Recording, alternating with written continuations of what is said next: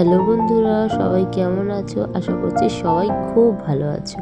তো গোপী সোনার ননী সোনার অঙ্গরাজ তো তোমরা আগেই দেখে নিয়েছো। আজকে কিন্তু ওদের জন্য সুন্দর একটা ড্রেস বানাচ্ছে, সেটাই তোমাদের সাথে শেয়ার করব। তো চলো দেখো, প্রথমেই কিন্তু আমি চওড়ায় নিয়ে নিয়েছিলাম 5 ইঞ্চি আর লম্বায় কিন্তু 28 ইঞ্চি একটা কাপড় নিয়ে নিয়েছিলাম।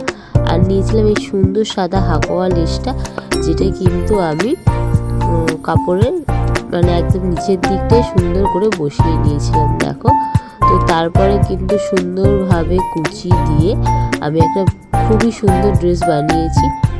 আর আমি দুটো ড্রেস বানিয়েছিলাম, একটা না, এটা আমার গোপু সোনা আর ননী সোনার ড্রেসটাও আমি বানিয়েছিলাম, কিন্তু একই সেম জিনিস, সেই জন্য একটাই তোমাদেরকে দেখালাম, দুটো কিন্তু সেলাই করা আর দেখালাম না, ঠিক আছে? তো দেখো সুন্দরভাবে কিন্তু আমি এখানে কুচি দিয়ে নিচ্ছি, কুচি দিয়ে কিন্তু আমি এখানে ভালো করে একটা সেলাই দিয়ে নিচ্ছি। দেখো,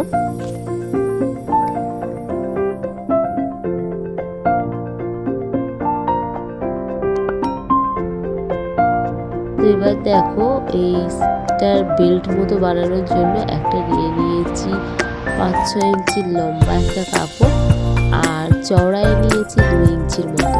তো এটাকে কিন্তু সুন্দর করে আমি বেল্টের জায়গাতে কিন্তু এইভাবে ভাঁজ করে সেলাইটা দিয়ে দিচ্ছি। দেখো, যাতে একদম সুন্দর বেল্টের মতো হয়ে যায়, যেটা কোমরের দিকে সুন্দরভাবে বাঁধা যাবে, সেই কারণে আমি এইভাবে একটা বেল্ট বানিয়ে নিচ্ছি।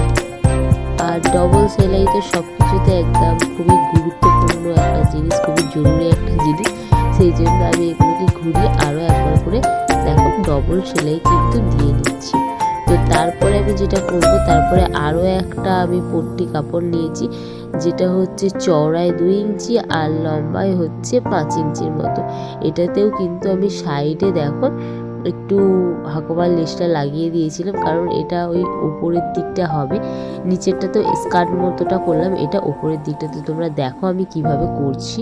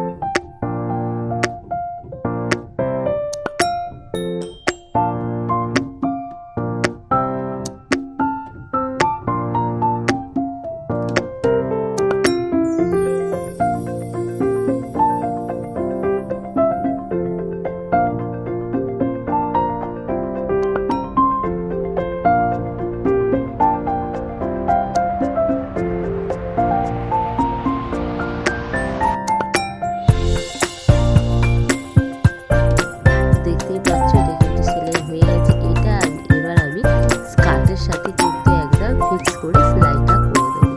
তো দেখো, এখান দিয়ে আমি এবারে সেলাইটা করে দেবো।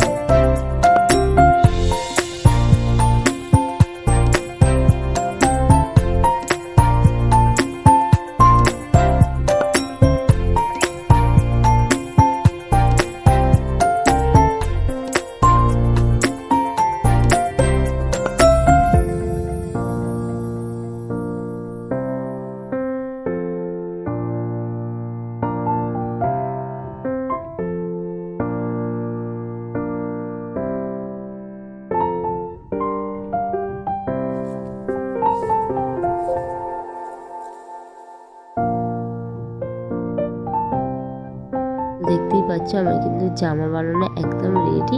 আর আমার গোপু সোনা ননী সোনাকে এই সুন্দর জামাটা পরে কেমন লাগছে তোমরা কিন্তু অবশ্যই কমেন্টে জানাবে। আর ভালো লাগলে লাইক করো, চ্যানেলে নতুন কোনো বন্ধু থাকলে চ্যানেলটাকে সাবস্ক্রাইব করো। তো সবাইকে টাটা।